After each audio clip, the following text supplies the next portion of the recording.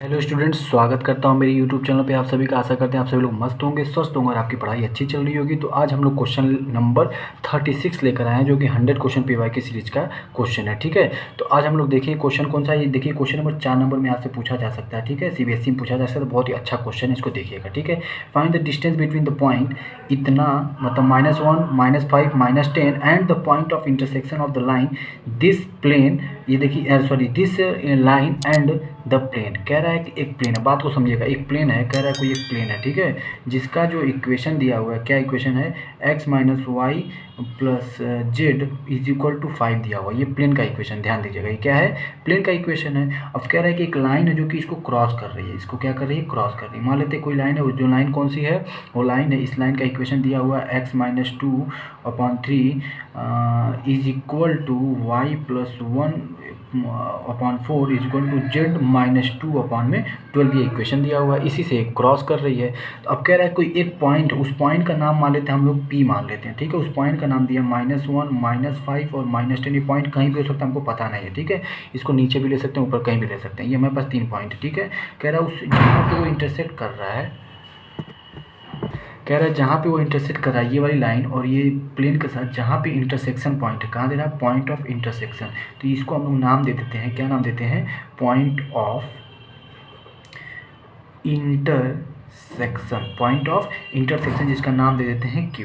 ठीक है, इसका जब नाम Q दिए तो इसके कुछ पॉइंट जो होंगे वो क्या बनेंगे, x, y और z।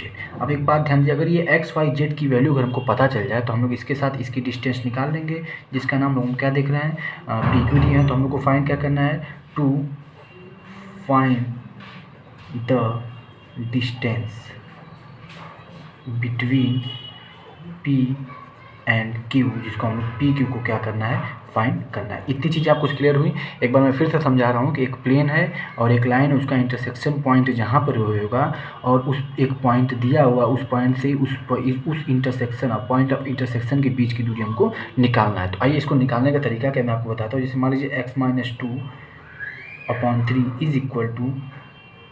y + 1/4 = z - 2/12 मान लेते हैं p या लेमडा मान लेते हैं। क्या मान लेते हैं, लेमडा मान लेते हैं, अक्सर लेमडा ही माना जाता है। ठीक है, तो आइए आगे देखते हैं। इसको हम लोग क्या लिख सकते हैं, x - 2/3 = लेमडा।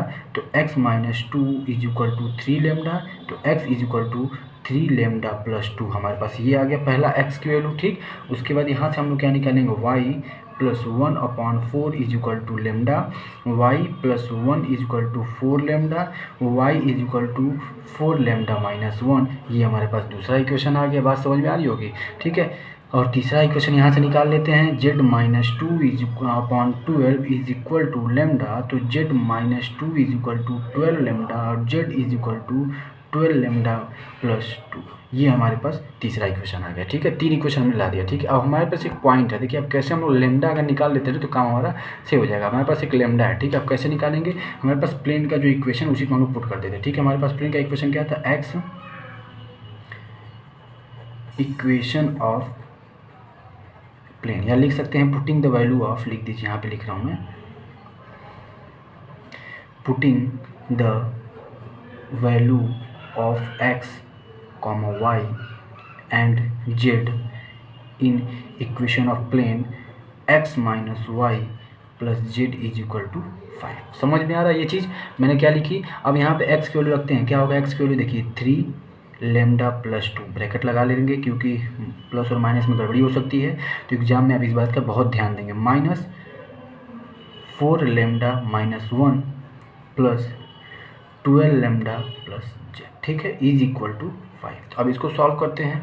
जब इसको सॉल्व करने चलेंगे तो देखिए क्या आता है। ठीक है, आगे हम लोग चलते हैं। तो जब लेमडा की वैल्यू निकालेंगे, ठीक है, देखिए इसको निकालेंगे 3 लेमडा + 2 और उसके बाद इसको करेंगे तो -4 लेमडा और +1, उसके बाद ये हो जाएगा 12 लेमडा + 2 = 5। ठीक है, तो अब देखिए 1 2 3 हो जाएगा, 4 5 उधर जाके 0 हो जाएगा। इसका मतलब कि लेमडा -4 -3 -1 ये हो जाएगा 11 लेमडा इज इक्वल टू 0 और लेमडा इज इक्वल टू कितना आ जाएगा 0 हमारी लेमडा की वैल्यू आ गई। बड़ा मतलब आसान हो गया क्योंकि 0 वैल्यू इसकी डायरेक्ट हमने क्या निकाल ली, लेमडा की वैल्यू हमने क्या निकाल लिया 0 निकाली। इस बात आपको अच्छे समझ में आ गई होगी, ठीक है।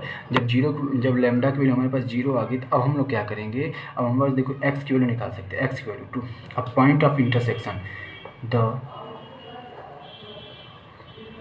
Value of x y z, ठीक है, एक्स वाई जेड। अब निकालते हैं यहाँ पे लेमडा की वैल्यू 0 पुट करेंगे तो एक्स की वैल्यू क्या आ जाएगी 2 आ जाएगी। लेमडा की वैल्यू यहाँ पे 0 पुट करेंगे तो 2 आ जाएगी। यहाँ लेमडा की वैल्यू 0 पुट करेंगे तो क्या आ जाएगी -1 आ जाएगी, ठीक है। और यहाँ पे लेमडा की वैल्यू जेड पुट करेंगे तो 2 आ जाएगी। मतलब हमारे पास एक्स वाई जेड की वैल्यू आ गई। बात समझ में आ रहा है। अब हम लोग क्या निकालेंगे, डिस्टेंस। हम लोग को पी क्यू निकालना है, डिस्टेंस पी एंड क्यू। अब देखिए इसको हम लोग क्या फार्मूला हमारे पास होता है आपको पता ही होगा, डिस्टेंस पी क्यू और 3D के लिए। देखिए क्या लिखते थे, x2 - x1 का whole square plus y2 - y1 का whole square plus z2 - z1 का होल स्क्वायर। यही फार्मूला हुआ करता था, ठीक है। अब हम लोग इसको सॉल्व करते देखिए x2 यहाँ पे इसको हम मान लेते हैं x1 y1 और z1 मान लेते हैं, और इसको क्या मान लेते हैं जो हमारे पास पहले से पॉइंट था x2 y2 और z2 मान लेते हैं, ठीक है। x2 y2 z2। अब इसको हम लिखते हैं, ठीक है, आप समझ जाइएगा। तो x2 - x1 मतलब x2 हमारा कितना -1 था, तो यहाँ लिख रहे हैं -1, और x1 हमारा कितना है 2 है, तो -2 का होल स्क्वायर, ठीक है, अंडर रूट लगाना ना भूलिएगा, ठीक है, is equal two plus y2 हमारे पास y2 कितना है -5 है, तो लिखेंगे क्या -5, और यहाँ पे हमारे पास -1 है तो ऑलरेडी +1 हो जाएगा, तो यहाँ पे क्या हो जाएगा प्लस का होल स्क्वायर। उसके बाद z2 हमारे पास -10 है, क्या है -10 है, ब्रैकेट फिर -z2 हो जाएगा, ठीक है, स्क्वायर हो जाएगा, ठीक है। अब आइए इसको सॉल्व करते हैं। देखिए ये हो जाएगा -3 का होल स्क्वायर 9 हो जाएगा, -3 का स्क्वायर 9, और यहाँ पे हो जाएगा 4 का स्क्वायर 16, और ये हो जाएगा 12 का स्क्वायर 144 होता है, ठीक है। थोड़ा सा नीचे हो गया। देखिए अभी इसको क्या करेंगे, इसको जब ऐड करेंगे तो 169 आएगा, ठीक है। 16 और 5 25, 25 में 144 जोड़ेंगे तो 169 आ जाएगा, ठीक है। अब इसको सॉल्व करेंगे तो कितना आ जाएगा 13 आ जाएगा। तो जो डिस्टेंस पी क्यू कितना आ गया 13 आ गया, ठीक है। इसको हम लोग क्या लिखेंगे 13 यूनिट्स लिख देंगे, ये हमारा फाइनल आंसर हो जाएगा। आप इस तरीके से आसानी से इसको क्वेश्चन को कर सकते हैं। इसमें आप अगर करेंगे तो 4 नंबर आपका कहीं नहीं गया। इसी तरीके से स्टेप वाइज आप करिएगा। एक बार आप देख लीजिए, मैं आपको दिखा दे रहा हूँ कैसे मैं किया हूँ, इसको देख लीजिएगा। फिगर भी आप बना सकते हैं ताकि एग्जामिनर के ऊपर अच्छा इम्पैक्ट पड़े, ठीक है। और इस तरीके से आप क्वेश्चन को करते जाइएगा और इस तरीके से आपको अच्छा नंबर पूरी तरीके से मिल जाएगा, ठीक है। एक बार आप अच्छे से एक बार और समझ लीजिएगा, वीडियो समझ में ना आए तो दोबारा देख लीजिएगा, क्योंकि मैंने इसमें सारी चीज़ें बता दी, कोई चीज़ स्किप नहीं किया है। और इसका फाइनली आंसर कितना आ गया 13 आ गया है। तो अगर आपको पसंद आए तो मेरे चैनल को लाइक करें, शेयर करें, सब्सक्राइब करें, अपने फ्रेंड सर्कल को शेयर करें, अपने दोस्तों को शेयर करें। Thank you so much.